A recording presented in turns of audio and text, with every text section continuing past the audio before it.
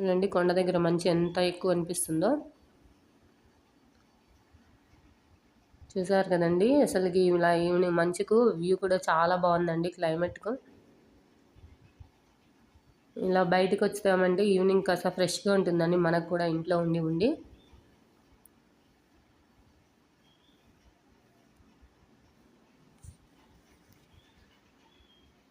చాలా ఫ్రెష్గా అనిపిస్తుందండి ఇలా వచ్చాము బయటికి. ఇంకా మోర్లో పన్నీర్ తీసుకున్నామండి.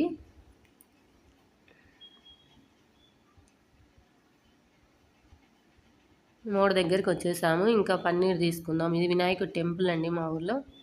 చాలా బాగుందండి టెంపుల్ కూడాను. మోర్లో పన్నీర్ తీసుకొని ఇంటికి వచ్చేసామండి. ఈ పన్నీర్ తీసుకున్నామండి. ఇది చాలా బాగుంది. ఇది సోయాతో కలిపి ఉన్న పన్నీర్ అంటండి.